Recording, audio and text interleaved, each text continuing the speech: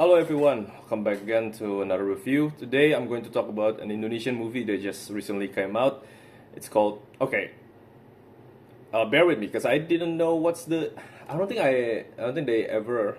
No, they haven't released any English title for this one. The name is Legenda Kelam Malin Kundang. Now the thing is, I kind of want to review this in Indonesia, but at the same time I don't know how to like put translate from Indonesia to English in YouTube and stuff like that. So this is like a bit confusing now, because now I have to talk the movie in Indonesian language, right? And then I have to talk the review in English. So fuck it. Ya lah, gue bakalan ngomong ini di bahasa Indonesia aja lah. Soalnya jujur gue juga bingung. Apalagi kan ini kan gue mau ngobrolin sebuah film yang baru aja keluar di Indonesia kan. Ini film Indonesia. Jadi maaf. Sorry if you don't understand Indonesia. I guess I'm really sorry, because I guess I can just like translate it into like the dark legend of Malin Kundang, I guess I can say like that, but I don't know, man. I'm afraid since it's not like the official title, right? And I just feel really weird like talking in Indonesia and then go back to English again. So yeah, I'm sorry if you're like someone from overseas and you don't understand what I'm talking about. But I think what I'm gonna do is that I'm gonna like summarize like a short review on the description, so you guys can read that one, and in here I'm just gonna say it in Indonesia. Jadi ya gimana ya?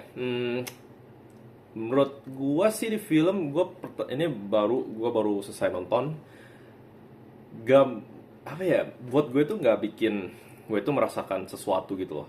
Gue masih inget sih film-film Joko Anwar ataupun kayak Kamensi Pictures yang zaman dulu gitu sebelum film ini, kayak Siksa Kubur gitu. Gue belum nonton Nightmares and Daydream, kalau itu namanya ya, di seri Netflix. Cuma gue udah nonton kayak Siksa Kubur, terus Pertempuran di Bukit Duri, Pengabdian Setan 1, 2, Pintu Terlarang, Mengurus Anomali, Perempuan Tanah Jahanam. Pokoknya banyak aja, Gundala gitu. Gue suka banget dengan Joko Anwar, dan ya gue emang suka banget sih dengan filmnya. Dan kali ini filmnya itu bukan Joko Anwar, tapi dibuat oleh duo sutradara, yaitu Rafki Hidayat dan Kevin Rahajo. Sepertinya debutan atau bukan? Sepertinya iya ya, debutan ya. Kalau saya lihat sih kalau gue lihat dari IMDb ya, soalnya di Wikipedia itu belum ada muncul ininya, page-nya.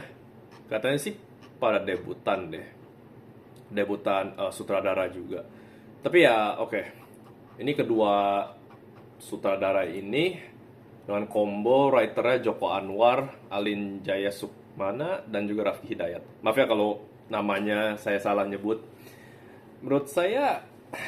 Menurut gua ini film gimana ya?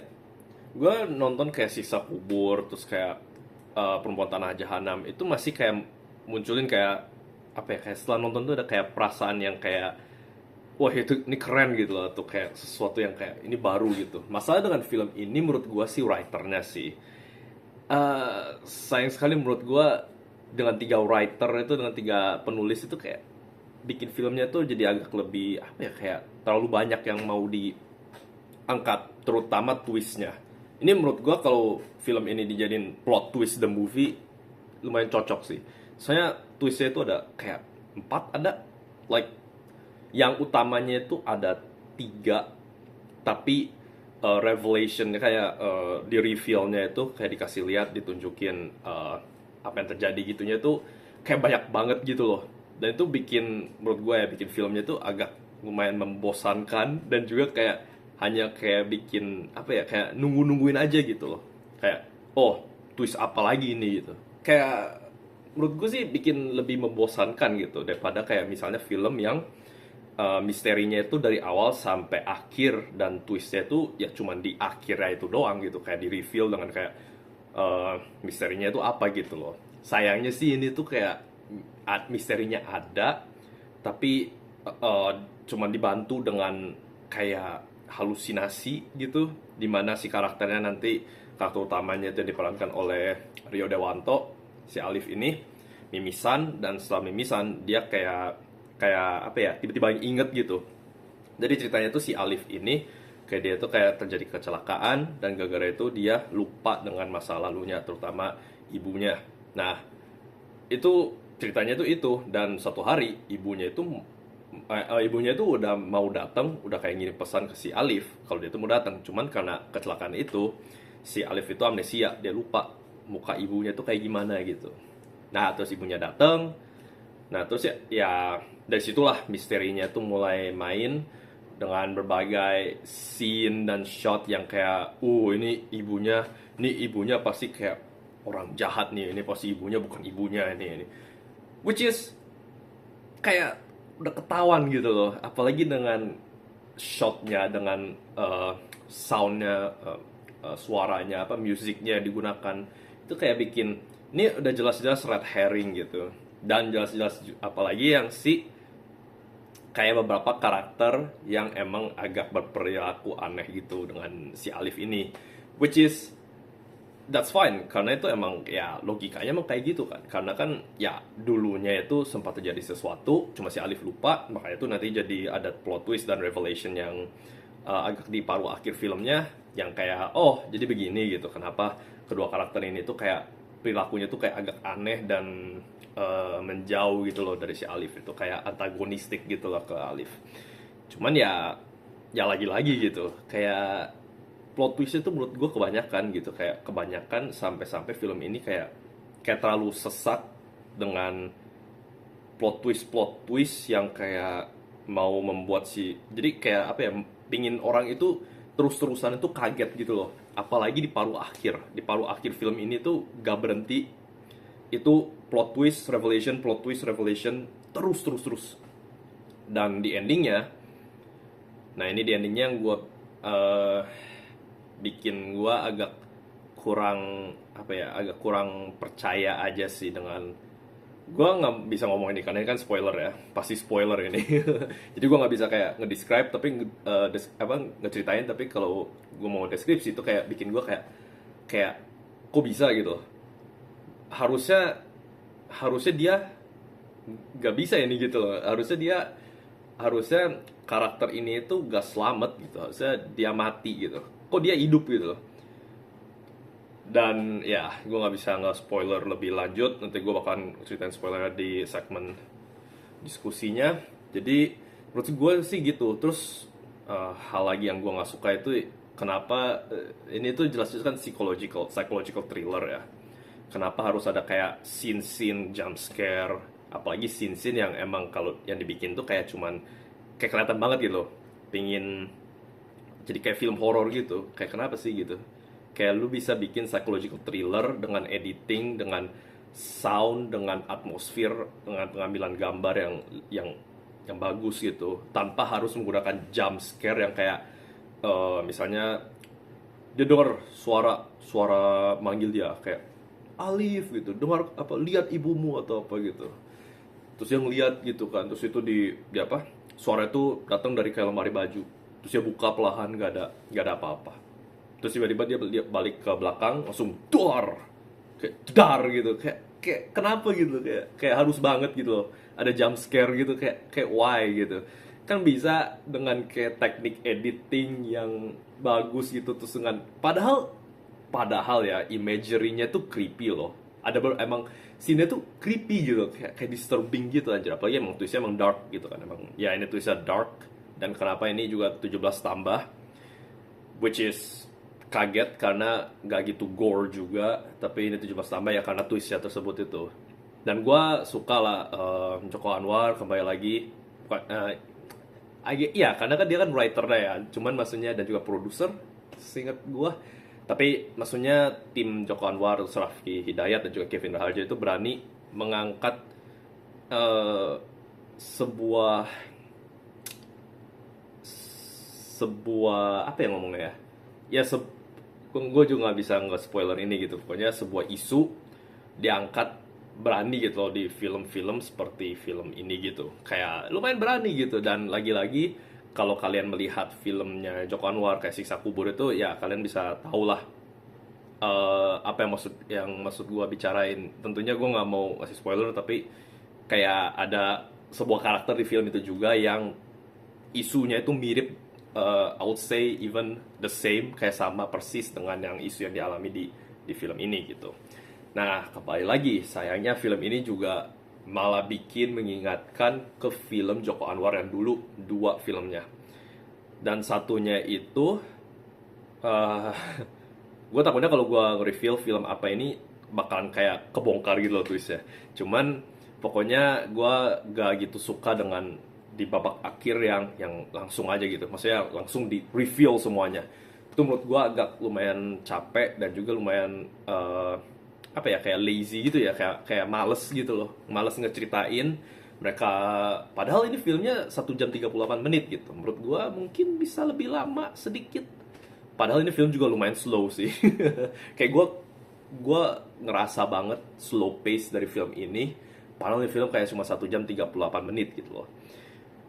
Iya, menurut gue sih emang harusnya ada beberapa scene yang bisa di-cut, bisa diperpendek, bisa dibuat lebih menarik. Terus juga misteri dan juga plot twist itu bisa didikitin aja gitu. Bisa dibuat lebih rapi lah.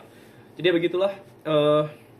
Apakah ada hal-hal yang gue lupa, yang gue nggak suka? Sebenarnya itu aja sih. Mungkin abis ini gue akan ngobrolin di spoiler ya. Jadi sebenarnya itu aja. Gue jujur, ini mungkin pertama kalinya gue agak kurang ini ya, agak disappointed ya. Tapi setelah film ini gue tonton tuh ya udah gitu, kayak oke aja gitu. Dan jujur ya, kalau dibilang di dalam skor ya kan, di skor gue kan kayak dari 1 sampai 10 kan, tentunya 5 itu oke ya kan, yang kayak ya biasa aja, 4 yang biasa aja tapi jelek, 6 itu yang biasa aja tapi ya masih ada bagus gitu kan. Menurut gue tuh ini tuh biasa aja, tapi ya emang ada beberapa yang bagus. Cuman apakah gue akan nonton ini film lagi, apakah gue akan inget eh, beberapa scene-nya, nah itu menurut gue sayang banget sih. Tapi ya gara-gara beberapa hal-hal yang gue sebutkan yang gue kurang suka, menurut gue ini filmnya 5 5 dari 10 sih. Kayak skornya ini 5 sih menurut gue. Ya, jadi gue bakal kasih ini 5. Dan ya, terima kasih telah menonton video ini. Sekarang gue akan masuk ke spoiler discussion, ke diskusinya di 3 2 1. Oke. Jadi twistnya tuh banyak banget. Jadi si ibu yang di trailernya, yang kalian nonton trailernya, si ibu itu bukan ibunya. Dan itu tuh kayak gerombolan, I guess you could say kayak itu temannya dia, tapi bukan temannya dia juga sih. Dia kayak ke apa sih, orang-orang yang miskin gitulah. Apa yang ngomongnya? Ya kayak orang-orang miskin gitu di bawah jembatan, kolong jembatan gitu. Terus dia kayak ya nemuin inilah temennya gitu kan. Terus juga dia tuh kayak nge-hire dia jadi kayak apa sih, kayak iya kayak meranin sosok si ibu itu, karena si Nadine ya kalau salah ya, istrinya si Alif itu, ya istrinya si Alif, Nadine ini tuh pingin, keluarganya itu nggak salah pingin ketemu sama ibunya gitu. Nah padahal kalau dipikir-pikir kan, kalau mereka, gue jujur gue kan bukan orang muslim, tapi seingat gue sih mereka itu muslim ya. Dan bukankah muslim harusnya kalau pas mereka menikah harusnya ada ibunya ya yang datang ya. Terus maksudnya kenapa si Nadine gak tahu kalau ini tuh ibunya gitu loh. Kayak si Nadine juga kan, dia tuh kayak nggak tahu gitu di awalnya, kayak kok ini oh ini ibumu ya gitu. Terus pada si Alif juga kan nggak tahu, karena kan kecelakaan itu dia lupa ingatan, jadi dia lupa muka ibunya kayak gimana gitu kan. Terus jadinya mereka kayak iya ya, oke oke, iya kamu ibunya saya gitu kan. Kenapa si Nadine nggak tahu gitu loh? Apakah emang dulunya pas menikah emang gak ada ibunya gitu atau gimana? Itu juga ya mungkin plot hole gitu ya. Tapi ya jujur gue juga nggak tahu pernikahan muslim kayak gimana kan. Apakah boleh gitu si salah satu pasangannya kayak orang tuanya pada nggak datang gitu? Gue nggak tahu jujur. Jadi ini bisa kesalahan dari film atau mungkin pengertian gue yang kurang. Jadi ya begitulah. Makanya gue juga nggak bicarain ini di review sebelumnya yang nggak pakai spoiler gitu. Nah setelah itu, data itu dia tuh kayak apa ya, preman gitu lah, bagian kayak preman gitu, sama ya beberapa orang itu yang kayak menabrakan dirinya itu ke mobil gitu, nabrakin ke mobil gitu kan, ya pura-pura lah. Terus mereka itu kayak gerombolannya itu pada datengin si pemilik mobil, terus ya meras gitu, kayak ngambil HP atau duit gitulah. Tapi itu si orangnya ya pergi gitu kan. Jadi ya mereka kayak kerjanya kayak gitulah operandinya. Nah di situ tuh si Alif ketemu mereka dan mungkin nge-hire si ceweknya itu kan jadi ibunya dia, meranin ibunya dia. Nah ini di deket bar Black Sea Horse ya nggak salah. Dan ya kalau kalian udah nonton film-filmnya Joko Anwar, kalian tahu kan si horse itu apa maksudnya. Herosase. Nah, terus gambar si anaknya si Alif, Emir, dia juga ada kayak gambar kayak pocong gitu. Dan lagi-lagi gitu kan kayak pengabdi setan gitu kan. Iya, pengabdi setan ya. Jadi ya masih ada lah Easter egg dari filmnya Joko Anwar. Cuman problemnya ini itu mirip banget dengan dua film. Nah, Joko Anwar kan dulu. Modus Anomali, bukan Modus Anomali. Iya, Modus Anomali. Modus Anomali dan Perempuan Tanah Jahanam. Perempuan Tanah Jahanam itu di bagian akhirnya, di mana lagi-lagi plot twist, revelation, kayak reveal gitu, semua itu dihantam itu di bagian akhir, bikin gue juga kayak muak gitu, udah capek banget gitu nontonnya. Udah depressing lagi, soalnya nantilah pokoknya depressing aja anjir. Nah itu kayak terus-terusan gitu. Nah satu lagi tuh Modus Anomali, lucunya dia juga main, kalau nggak salah kan Rio Dewanto, kalau nggak salah yang main dulu itu di film Modus Anomali, ya kan? Ntar gue cek dulu, soalnya gue juga agak lupa jujur. Ya, ya bener. Ha. Dan lucunya dia juga pakai baju yang sangat mirip di film Modus Anomali juga. Jadi lu bisa tahu gitu kayak, oh ini kayak mirip dengan filmnya yang zaman dulu gitu. Dan lucunya juga twistnya mirip-mirip kayak gitu, dimana kayak dia juga di ritual kan, di ritual di Modus Anomali kan dia kayak ini kan lupa ingatan gitu kan, terus ternyata dia kayak pembunuh gitulah. Oh, maaf ya, udah di spoiler. Tapi kan di spoiler discussion, jadi nggak apa-apa dong. Tapi iya, ternyata kan dia kan pembunuh gitu kan. Terus dia kayak itu kayak bikin dirinya dia tuh lupa gitu kan. Di film ini salah satu twistnya itu juga dia ternyata itu pembunuh. Tapi pembunuhnya bukan, menurut gue sih dia bukan ngebunuh secara emang dia mau ngebunuh orang itu, ngebunuh ibunya. Tapi dia tuh kayak nggak sengaja ngebunuh ibunya. Dia tuh mau nusuk si pria yang sedang em, menggunakan ibunya, cuman si ibunya tuh kayak ya dia goyang-goyang gitu kan, terus dia nggak sengaja nusuk ibunya gitu. Menurut gua sih dia nggak pingin ngebunuh ibunya sih, menurut gua sih dia nggak sengaja gitu loh. Nah ya twistnya ternyata ibunya itu seorang eh, apa yang namanya prostitusi lah gitu. Dia itu bekerja sebagai prostitusi, dimana banyak banget itu kan pria yang datang mengenai dia, dan si anaknya itu si Emir itu ngeliat ngeliat si ibunya itu di perkosa, I guess you could say. Gue juga soalnya gue kan nggak tahu ya dunia kayak ginian gitu kan, apakah ini disebut perkosa atau kan ini apa menggunakan konsen atau enggak gitu kan. Tentunya kan ini kan kayak transaksi ya pokoknya sedang melakukan seks gitulah. Dan si Emir itu nonton ngeliat, dan dia tuh juga sambil ngegambar. Dan si gambarnya ini gue lupa nggak kasih tahu di sebelumnya. Gambarnya ini tuh kan dia tuh kayak disimpan gitu di kotak rahasia gitu. Tapi pas salah satu gambar yang important, yang penting, itu tuh ada tulisannya. Terus ada gambar kayak si seorang ibu gendong bayi, terus banyak kuburan gitu. Lucunya kenapa nggak dari awal aja, ini tuh kayak udah scene kedua atau ketiga gitu, dia kayak ngambil si gambar itu lagi, terus dia pakai kaca pembesar gitu loh ngeliatin gitu. Kayak kenapa nggak dari awal dia kayak ngeliat-liat gambar itu kan, kenapa dia nggak ngeliat gambar yang ada gitu, yang ada banyak kuburan gitu, terus ada tulisan di bawah gitu, kenapa dia nggak langsung ngeliat aja gitu. Ya gue tahu sih filmnya bakalan lebih cepat selesai, cuman kayak kenapa gitu, kenapa baru kayak beberapa scene setelah itu gitu loh. Jadi ya begitulah, jadi ternyata itu ya dia diperkosa dan seks gitu kan, melakukan banyak aborsi gitu.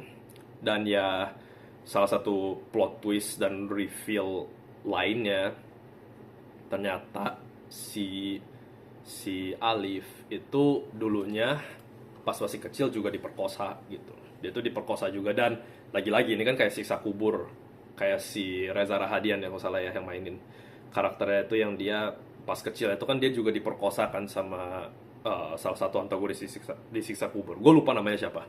Tapi ya lagi-lagi gitu, menurut gue itu lumayan berani loh, soalnya kan jarang banget yang bawa angkat isu pedofil ataupun anak laki-laki yang diperkosa gitu. Itu lumayan jarang loh gitu loh, di apalagi film Indonesia gitu kan. Bagi di, ya kita tahu lah Indonesia itu kan isu-isu kayak gini itu masih kayak jarang banget gitu. Apalagi ngomongin, ya ini emang nggak ada relasinya ya, cuman maksudnya kayak ya hal-hal kayak LGBTQ aja kan nggak ada yang, maksudnya masih masih apa yang namanya tabu gitu kan. Apalagi kayak ngangkatin tentang ya masalah kayak pedofil, terus kayak anak lelaki juga bisa diperkosa juga gitu kan apalagi ya banyak kan orang yang kayak ngelihat eh, laki-laki itu mana mungkin sih diperkosa, itu nggak bisa diperkosa gitu, nggak mungkin. eh, Apa misalnya kayak cewek memperkosa laki-laki itu nggak mungkin gitu kan masih kayak jarang. Tapi ya ini yang ngeperkosa sih ya laki-laki gitu kan. Cuman ya maksud gue cuma mau ngomong aja kayak lumayan applause lah, lumayan plus point lah, kayak berani gitu ngangkat sebuah hal yang jarang banget gitu di film Indonesia, ngangkat gitu. Jadi ya lumayan lah gitu, oke lah. Terus ya review lainnya sih plot twist. Nah sebelumnya itu, sebelum si Alif pergi ke Sumatera ya kalau salah, itu dia itu juga ada nah ini ini maksud gua nih. Jadi plot twistnya itu urutannya, dia itu pergi ke sebuah kampung. Nah di kampung dia itu ketemu preman nih, preman temennya si ibunya dia. Dia udah kayak berantem gitu, terus si salah satu premannya ngasih tahu di mana lokasi si ibunya dia itu. Terus dia ketemu si ibunya itu. Nah, ternyata ibunya tuh bukan ibunya kan. Ternyata dia tuh cuman bukan aktris juga, cuman kayak temennya dia gitu, di hire, dibayarin untuk peran jadi ibunya. Itu plot twist pertama ya. Scene berikutnya dia tuh kayak jalan keluar dari tempat miskin itu, kayak dari tempat bawah jembatan. Terus dia tiba-tiba ngelihat mobil. Terus tiba-tiba dia twistnya lagi, dia tuh maju, udah scene beda lagi ke mobil itu. Ternyata istrinya si Nadine itu sedang melakukan berhubungan badan dengan, ya melakukan seks dengan cowok lain gitu. Ternyata dia itu ditikam dari belakang. Di apa namanya, kok gue lupa ya tiba-tiba bahasa Indonesianya di cheat itu. Waduh, ya begitulah, gue dari baru aja nonton jadi gue juga agak gak kacau. Tapi pokoknya dia ngeliat ternyata si Nadine itu sedang seks dengan temennya ya, kalau salah dia tuh, kalau saya itu temennya dia, yang dia tuh bekerja sebagai kayak di bidang hukum gitulah. Nah ternyata tata gitu, udah ketahuan itu, dia balik, dia pulang, terus dia marah lah sama Nadine kan.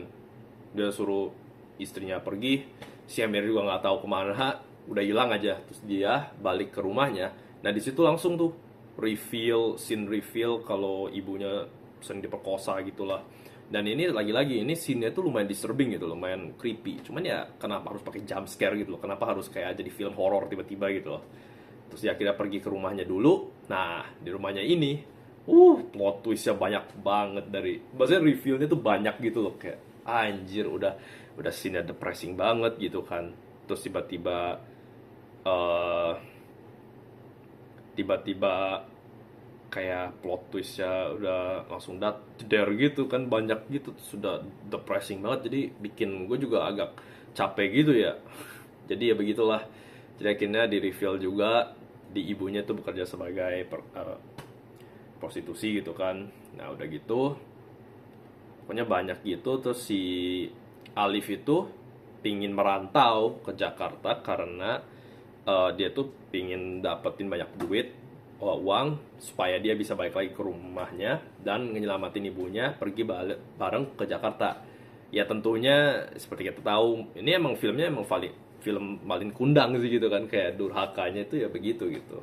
Ternyata ya itu nggak terjadi gitu. Ternyata kan dia nggak pernah balik ke rumah gitu kan. Ya kenapa dia nggak balik ke rumah? di scene berikutnya dijelasin karena salah satu malam pas dia sedang eh, seks gitu, si Alif juga diperkosa. Nah pas diperkosa, dia ngambil pisau dan nyerang si cowok yang lagi memperkosa dia. Terus ya habis itu dia mau nyerang si cowok satunya lagi, cuman gak sengaja nusuk si ibunya, dan ibunya pun mati gitu. Dan itu pun diselingin dengan dia keluar menggali-gali kuburan bayi hasil aborsi si ibunya.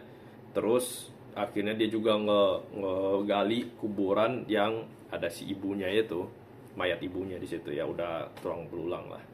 Dan setelah itu dia pulang, dan pas pulang seperti di scene pertama dia kecelakaan lagi. Dan di sini yang gua ngomong itu, yang gua nggak percaya sama sekali, gimana dia bisa selamat 2 kali kecelakaan mobil dengan amnesia. Ngerti gak sih? Di pertama itu, oh amnesia kamu masih dikit gitu. Si Alif tuh amnesianya itu masih, ya kamu masih bisa ingat beberapa hal, tapi mungkin ada beberapa hal juga yang kamu nggak bisa ingat. Cuma di kecelakaan kedua ini, dianya nggak inget sama sekali gitu loh. Kayak katanya dia udah amnesia sama sekali gitu. Terus udah dikasih lihat kalau dia sedang hubungan dengan Nadine juga baik, sama si Emir juga baik gitu kan.